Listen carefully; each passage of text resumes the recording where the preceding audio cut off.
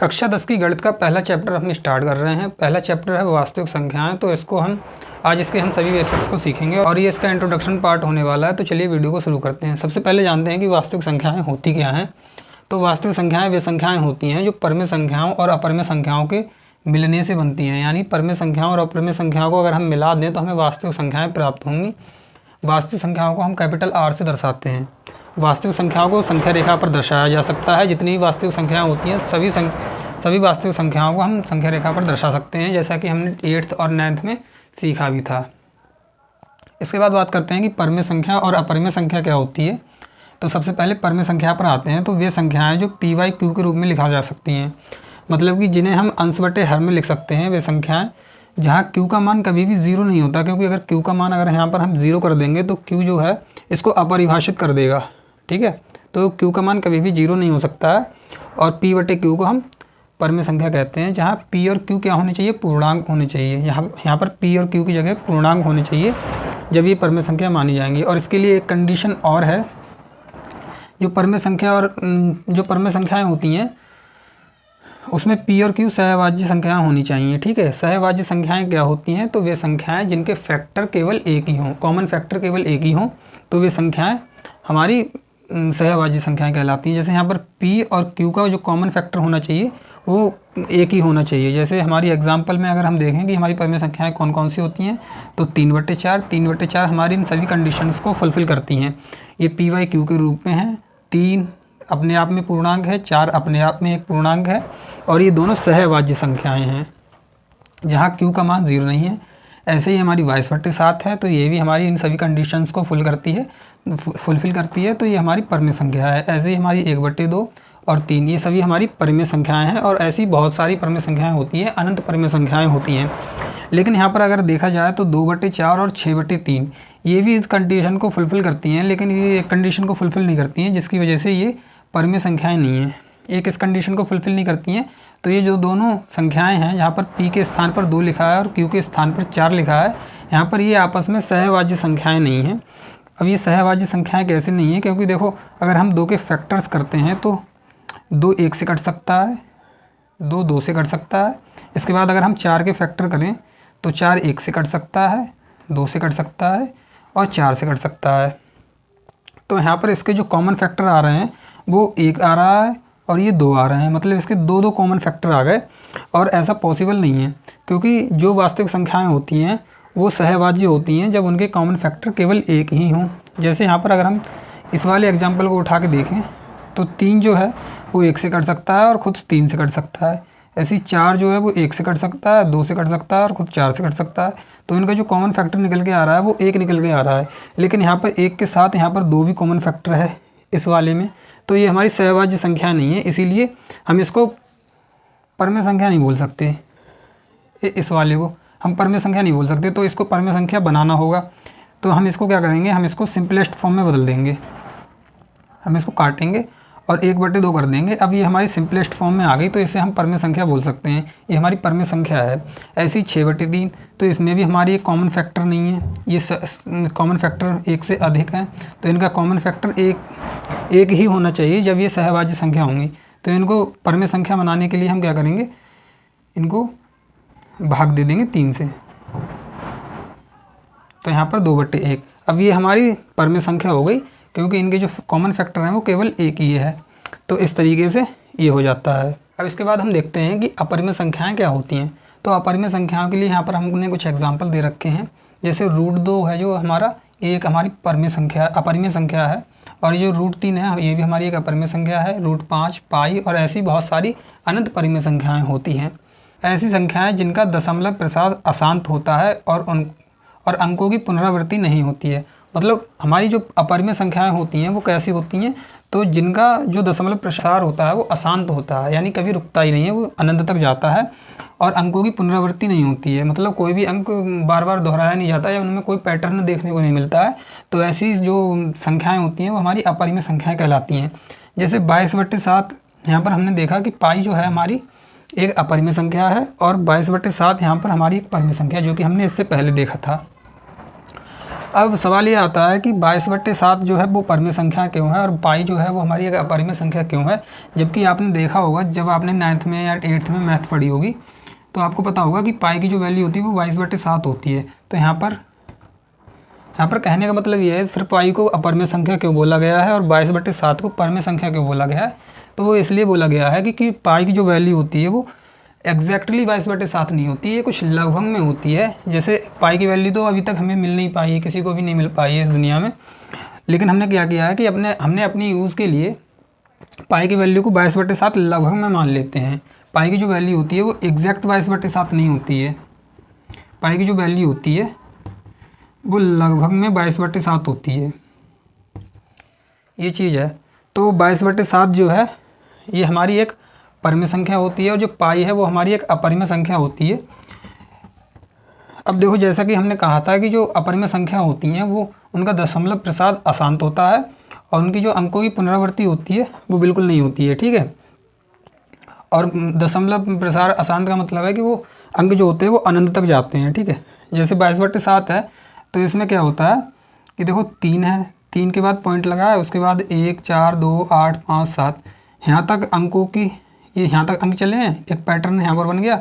उसके बाद ऐसे ही इनकी पुनरावृत्ति हुई है इतने सब डिजिट की, ये जो इतनी संख्या है इसकी बार बार पुनरावृत्ति ऐसी चलते जाते हैं, ठीक है। मतलब इस एक पैटर्न देखने को मिलता है जिसमें 1 4 2 8 5 7 ये बार बार इनकी मतलब जो होती है पुनरावृत्ति होती रहती है। लेकिन पाई की जो वैल्यू होती है उसमें किसी भी अंक की मतलब बार बार पुनरावृत्ति या कोई भी पैटर्न देखने को नहीं मिलता है, जिससे हम इसे PYQ के फॉर्म में नहीं लिख पाते हैं। और अगर हम इसे PYQ के फॉर्म में नहीं लिख पाते हैं तो ये हमारी एक अपरिमेय संख्या हो गई। और जो 22/7 होती है वो इसलिए हमारी परिमेय संख्या होती है क्योंकि जब हम इसे PYQ के फॉर्म में लिख सकते हैं इस वाले नंबर को 22/7 को, ये जो डेसिमल में दे रखा है ये इसकी जो वैल्यू है इसको हम 22/7 लिख सकते हैं। तो अब 22/7 हमारी परिमेय संख्या होती है, लेकिन हम इस चीज़ को नहीं लिख सकते हैं। जैसे हम समझने के लिए और भी देख सकते हैं, जैसे हमने कहा 1/2, तो 1/2 को अगर हम काटेंगे तो हमें मिलेगा 0.5। एक सेकंड में इसको जगह बनाने के लिए मिटा देता हूँ।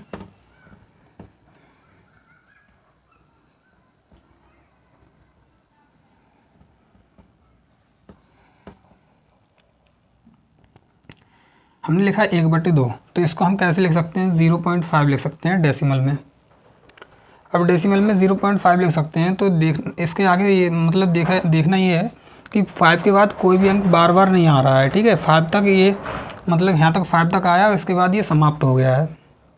तो हम ये कह सकते हैं कि ये अगर आगे तक नहीं जा रहा है, अनंत तक नहीं जा रहा है, तो हम ये कह सकते हैं कि इसका जो दशमलव प्रसार है वो शांत है, ठीक है। इसका दशमलव प्रसार शांत है। अगर हम कहें 1/3, तो जब हम इसको काटेंगे तो हमें मिलेगा 0.333 और ऐसे ही अनंत तक जाता है। हम इसको कह सकते हैं कि इसका जो दशमलव प्रसार है वो अशांत है। जबकि दोनों ही संख्या परमेय हैं, ये भी हमारी परमेय है और ये भी हमारी परमेय है। जैसे हम PYQ के रूप में जैसे कि ये लिखी गई है और ये भी PYQ के रूप में लिखी गई है और दोनों ही संख्या परमेय है। और इसका जो दशमलव प्रसार है वो शांत है और इसका जो दशमलव प्रसार है वो अशांत है। 3-3-3-3 ऐसे गया है। लेकिन इसमें खास बात क्या है कि इस वाले में एक पैटर्न है, देखो 3-3-3-3 3 की ही बार बार पुनरावृत्ति हो रही है, ठीक है। लेकिन जैसे हमारे यहाँ पर कोई भी संख्या ले लें, हम जैसे √3 ले लें, √3 हमारी एक अपरिमेय संख्या होती है और इसकी जो वैल्यू होती है 3.14 और ऐसी चलती जाती है, अनंत तक जाती है और इसमें कोई भी पैटर्न हमको देखने को नहीं मिलता है। तो इसलिए हम इसे PYQ की फॉर्म में नहीं लिख सकते, लेकिन 1/3 को लिख सकते हैं। अभी कैसे लिख सकते हैं ये भी मैं आपको बता देता हूँ। जैसे 1/3 की हमने अभी यहाँ पर देख रहे हैं कि इसकी जो दशमलव फॉर्म में जो वैल्यू है वो 0.3333 ऐसे तक गई है, तो हम इसको x मान ले रहे हैं, ऐसे जा रही है, इसको हमने x मान लिया। अब हम क्या करते हैं, इसमें 10 से गुणा करते हैं। जब हम इसमें 10 से गुणा करेंगे तो एक पॉइंट पीछे आ जाएगा, ये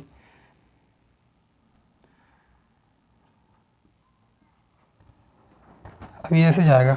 अब हम क्या करते हैं कि 10x में से इस वाले x को घटा देते हैं, यहाँ आगे देखते हैं। तो 10x में से इस वाले x को घटा दिया हमने और ऐसे ही इस साइड ये साइड दोनों एक साइड को घटा देंगे और ये वाली साइड उस साइड को घटाएंगे बराबर के उधर।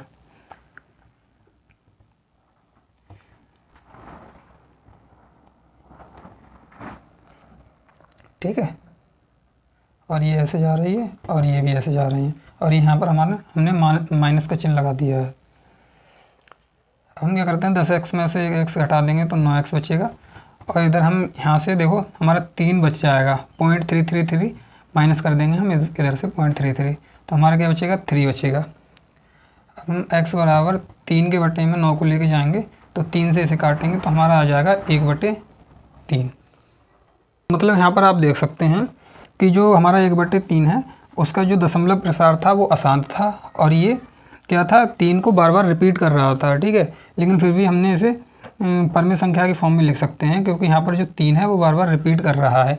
लेकिन जो अपरमेय संख्या होती है उसमें कोई भी नंबर बार बार रिपीट नहीं करता है, कोई भी पैटर्न देखने को नहीं मिलता है, और जो इनका दशमलव प्रसार होता है वो भी अशांत होता है। ठीक है, बाद आ जाते हैं, यहाँ पर कुछ पॉइंट्स लिख रखे हैं जो कि हमें अपरमेय संख्याओं को समझने में मदद करेंगे। सबसे पहला पॉइंट है कि किसी भी अभाज्य संख्या को अगर हम अंडर के अंदर रख देते हैं तो वह अपरमेय संख्या बन जाती है। संख्या है, अभाज्य संख्या क्या होती है, सभी हम आगे डिटेल में पढ़ने वाले हैं। तो किसी भी हम अभाज्य संख्या को अगर हम अंडर के अंदर रख देते हैं तो वो हमारी अपरमेय संख्या बन जाती है। पहला पॉइंट ये रहा। जैसे जो 3 होती है, जैसे 3 जो होती है वो हमारी एक अभाज्य संख्या होती है, ऐसी 2 भी हमारी एक अभाज्य संख्या होती है, 5 भी हमारी अभाज्य संख्या होती है, और अगर हम इसे रूट के अंदर रख दें तो ये हमारी अभाज्य संख्या बन जाती है। ठीक है, ऐसे ही रूट में 3, रूट में 5।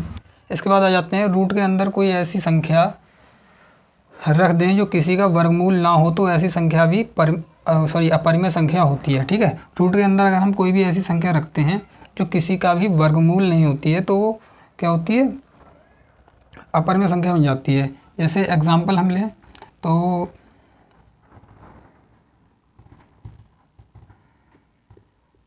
रूट में 18 जो संख्या है ये हमारी जो है 18 जो होता है वो किसी का भी वर्गमूल नहीं होता है, लेकिन फिर भी एक हमारी अभाज्य संख्या होती है। ठीक है,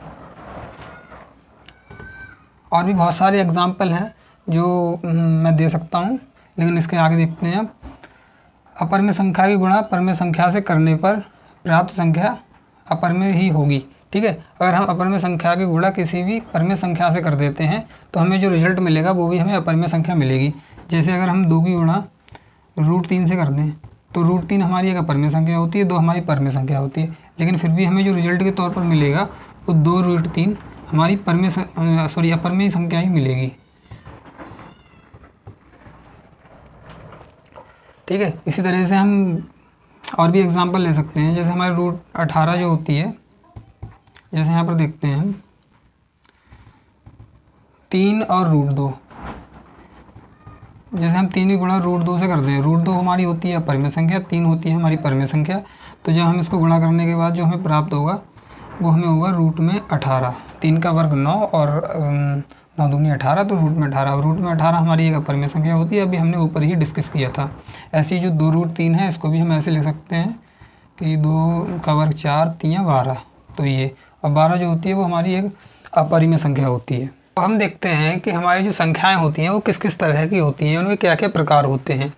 तो सबसे पहले नंबर पर हमने लिख रखा है कि प्राकृतिक संख्याएं। प्राकृतिक संख्याएं क्या होती हैं, तो प्राकृतिक संख्याएं यहाँ पर हमने लिख रखा है, और प्राकृतिक संख्याओं को कैपिटल N से प्रदर्शित करते हैं। ठीक है, यहाँ पर जो प्राकृतिक संख्याएं हैं इनको कैपिटल N से प्रदर्शित करते हैं। हमारी प्राकृतिक संख्याएं क्या होती हैं, तो जैसे 1, 2, 3, 4, 5, 6 और ऐसे ही अनंत तक जाती हैं, ये सभी हमारी प्राकृतिक संख्याएं होती हैं। यानी कि मेनली जो हमारी काउंटिंग्स होती हैं उन्हीं को हम प्राकृतिक संख्या कहते हैं। ठीक है, तो यहाँ पर आप समझ गए होंगे कि प्राकृतिक संख्या क्या होती है, इन्हें ऐसे प्रदर्शित करते हैं 1, 2, 3, 4 और ये ऐसे अनंत तक जाती हैं, ये हमारी प्राकृतिक संख्या होती हैं। पूर्ण संख्या क्या होती हैं, तो पूर्ण संख्या में ज़्यादा कोई फ़र्क नहीं होता, बस इनमें हम प्राकृतिक संख्याओं के साथ 0 को जोड़ देते हैं, तो 0 के साथ 1, 2, 3 और ऐसे ये भी अनंत तक जाती हैं, तो ये हमारी पूर्ण संख्या कहलाती हैं। इनको हम W से प्रदर्शित कर सकते हैं, कैपिटल W से। इसके बाद आ जाते हैं हम पूर्णांक। पूर्णांक संख्याएं क्या होती हैं, तो जैसे आपने संख्या रेखा पर दर्शाई भी होंगी, बीच में आप 0 लेते हैं और इधर हमारे प्लस के इन्फिनिटी होता है और इधर हमारा माइनस का इन्फिनिटी होता है। इधर हम ऐसे दर्शाते हैं इधर 1, 2, 3 और इधर हम दर्शाते हैं -1, -2, -3 और ऐसे इस साइड पे भी चलता रहता है और इस साइड पे भी चलता रहता है। तो मेनली हमारे पूर्णांक क्या होते हैं, तो पूर्णांक भी हमारे ऐसे ही होते हैं। यहाँ पर हम 0 को भी ले लेते हैं और प्लस में भी जो है हम ले लेते हैं गिनतियों को 1 2 3 4 और ऐसे ही चलता रहता है। और इधर हम माइनस में ले लेते हैं -2 -3 -4। तो मतलब जो नेगेटिव होते हैं यानी कि ऋणात्मक और धनात्मक और जिनके साथ हम ज़ीरो भी ले लेते हैं वो हमारे पूर्णांक कहलाते हैं। ठीक है, अब आ जाते हैं कि भाज्य संख्या क्या होती हैं। तो भाज्य संख्याएं वे संख्याएं होती हैं जो एक से और खुद से तो कटती ही कटती हैं, उसके अलावा भी कई और संख्याओं से कट जाती हैं। जैसे 2 से कट जाती हैं, 3 से कट जाती हैं। जैसे अगर हम एग्जांपल देखें तो 4 हमारी एक भाज्य संख्या होती है, क्योंकि देखो ये 4 जो है 1 से भी कट जाएगी, 4 से भी कट जाएगी और 2 से यानी खुद से भी कट जाएगी। इसके बाद जैसे हम कहें 6, तो 6 भी हमारी भाज्य संख्या होती है, क्योंकि 6 1 से भी कट जाएगी, 2 से भी कट जाएगी, 3 से भी कट जाएगी।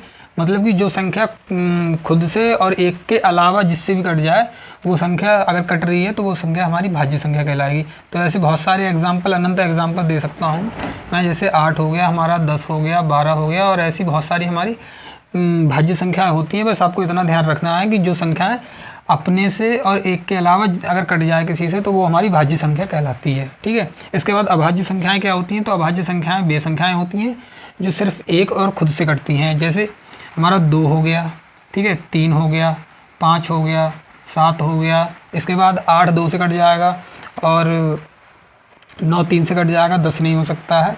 और इसके बाद 11 हो गया, फिर हमारा 13 हो गया और ऐसे ही 13 के बाद 14 कट जाता है 7 से और 15 कट जाता है, 5 से 3 से भी कट जाता है। इसके बाद 16 नहीं होगा, 17 हो जाएगा, 18 नहीं होगा, 19 हो जाएगा, 20 नहीं होगा।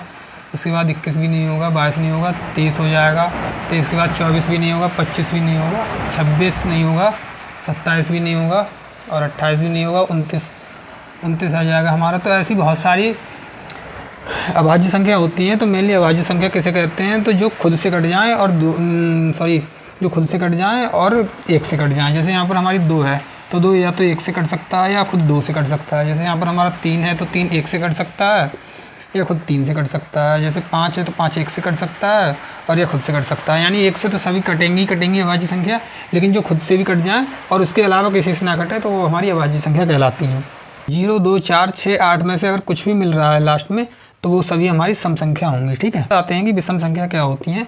तो जिन संख्याओं के लास्ट में 1 3 5 7 9, जिन संख्याओं के लास्ट में ए डिजिट देखने को मिलते हैं 1 3 5 7 9, इनमें से कोई भी डिजिट देखने को मिलता है तो हमारी विषम संख्या कहलाती है। जैसे हमने कहा 23, तो 23 हमारे इसमें लास्ट में 3 देखने को मिल रहा है तो ये हमारी विषम संख्या हो गई।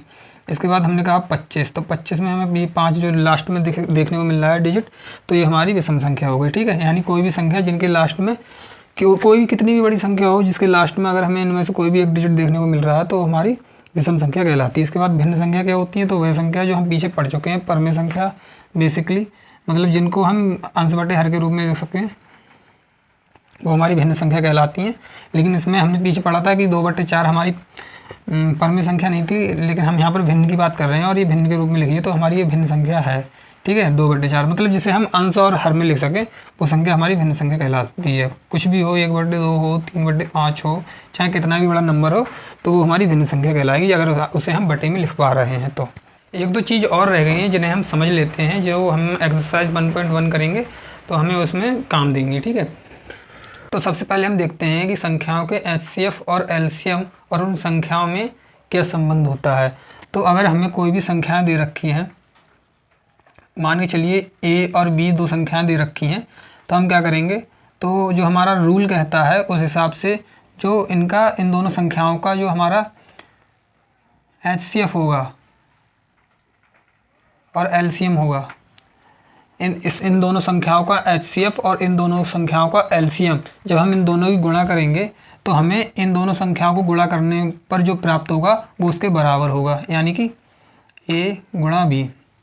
दोबारा समझते हैं, जैसे अगर हमको 2 संख्याएं A और B दे रखी हैं और अगर हम इनका HCF निकालें और हम इनका LCM निकालें, ठीक है, HCF और LCM निकालें और दोनों की गुणा करें तो हमें क्या प्राप्त होगा, तो हमें वही प्राप्त होगा जो इन दोनों संख्याओं को गुणा करने से मिलेगा हमें। ठीक है, तो ये जो है इसके बराबर होगा, यानी इन दोनों संख्याओं का HCF और LCM इन दोनों की गुणा करेंगे तो जो मिलेगा उसके बराबर होगा। ठीक है, पहला रिजल्ट तो हमारा ये रहा है, इसे हम रिजल्ट कह लें या संबंध कह लें, कोई रिलेशन।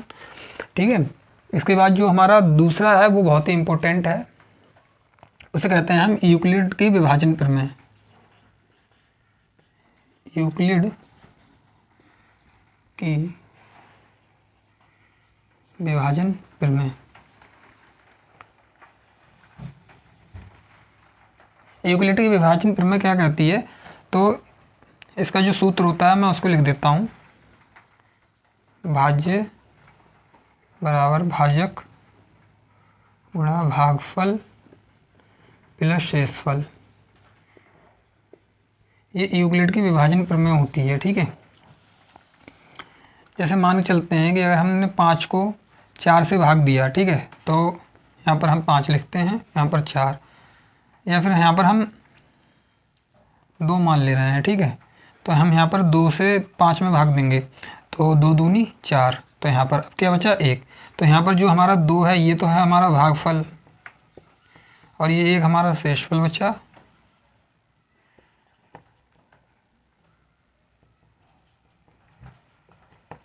शेषफल, और ये जो है ये हमारा क्या है, भाजक, और ये जो हमारा ये जो अंदर लिखा है ये 5, ये हमारे भाज्य हो गया। तो हम इन डिजिट को इस फॉर्म में लिख सकते हैं, यानी जो हमारा भाज्य है वो कितना है 5, तो हमने यहाँ पर भाज्य की जगह 5 लिख दिया। इसके बाद बराबर का चिन्ह लगाया, भाजक है हमारा 2, तो हमने 2 लिख दिया, और उसके बाद इसको गुणा में इसके भागफल लिखना होता है, तो हमने 2 लिख दिया। उसके बाद प्लस में शेषफल लिखना होता है, तो यहाँ पर शेषफल हमारा 1 आया, तो हमने शेषफल लिख दिया। तो हम इसे इस तरीके से लिख सकते हैं। अगर हम इसे सॉल्व करते हैं तो दोनों साइड बराबर होंगी। इधर 5 लिखा है, बराबर 2 दूनी 4, दोनों ही गुणा करेंगे, 4 हो जाएगा, 4 1 5, ठीक है। तो मतलब हम अगर हम किसी भी 2 नंबर कोई जो डिवाइड है तो उसको हम इस तरीके से लिख सकते हैं। तो ये यूक्लिड विभाजन प्रमेय ये कहती है, उसका सूत्र ये रहा। तो संख्याएँ हैं जिनका HCF और LCM निकालें, तो अगर उनकी गणना करें तो उनकी गुणा इन दोनों संख्याओं के मल्टीपल से जो मिलेगी उसके बराबर होगी। उम्मीद करते हैं वीडियो आपको पसंद आई होगी। अगली वीडियो में हम एक्सरसाइज 1.1 को शुरू करने वाले हैं। तो चलिए मिलते हैं किसी नेक्स्ट वीडियो में। जय हिंद।